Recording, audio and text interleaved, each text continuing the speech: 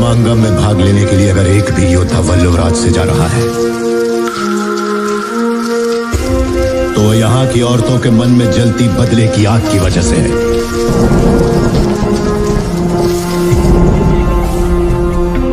ऐसी ही वीरांगनाओं की कोख से मैंने और तुमने जन्म लिया है।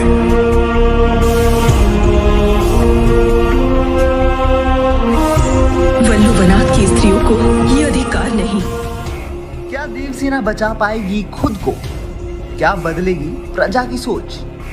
हेलो दोस्तों, आप सभी का स्वागत है बॉलीग्राज स्टूडियोज में। दोस्तों, जैसे कि हमने पहले दो पार्ट्स में देखा था कि बाहुबली अपनी सभा में आए एक विवाद को सुलझाने के लिए और राज्य में बदलाव लाने के लिए एक फैसला लेता है और उसका फैसला ये होता है कि राज्य में सबको समान हक मिले। इसलिए वो अपने सारे राज्य की जिम्मेदारी अपनी पत्नी और माहेशमती की रानी को सौंप देता है।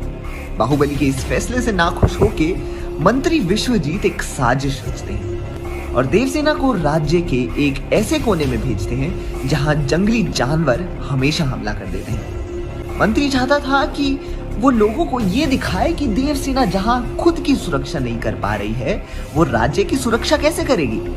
जहां दूसरी तरफ बाहुबली को पता चलता है कि किसी ने चाल चल के देवसेना को राज्य के उस कोने में भेजा है और बाहुबली तुरंत ही वहां जाने के लिए निकलता है, जहां देवसेना अकेले बाहुबली का इंतजार कर रही होती है।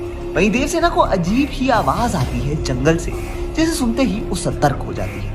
वहीं दूसरी तरफ मंत्री बाहुबली को आते देख वहां से भाग जाता है, जहां बाहुबली बिल्कुल टाइम पे पहुंचता है, लेकिन देवसेना को बचाने के बजाय वो कहीं खड़ा होके तमाशा देखने लगता है। मंत्री जहां बाहुबली को देख के भाग जाता है, वहीं कटप्पा उसे पकड़ लेता है और वो उसे बाहुबली के पास ले जाते हैं। लेकिन अब वक्त खत्म हो गया था कि कोई देवसेना को बचाता, क्योंकि पेड़ों के पीछे की आवाज का कारण अब सामने आने वाला था, जहां देवसेना उन आवाजों से सतर्क हो गई। और अगर बात करें जंगल के जानवरों की, तो वो पहले से ही बहुत ज्यादा आक्रामक थे।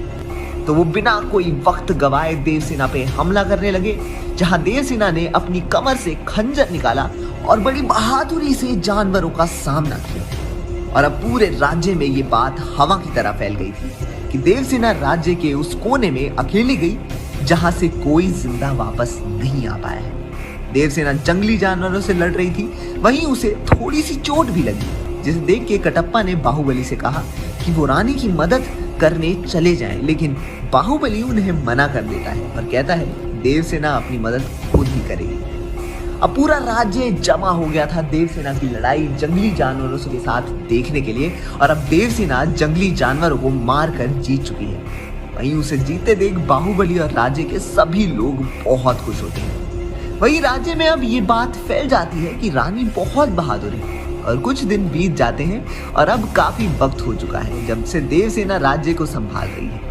और वक्त के साथ लोगों की सोच बदल रही है। जहां बाहुबली राज्य को संभालता था, ठीक वैसे ही देवसेना भी राज्य को संभाल रही थी। और राज्य में भी अब महिला और पुरुष दोनों इक्वली काम करने लगे हैं। जहां मंत्री को भी अपनी गलती का एहसास हो गया था और उसने अपनी भूल भी मान ली थी। और फिर एक बार माहेशमती राज्य खुशी से अपना जीवन जीने लगा था।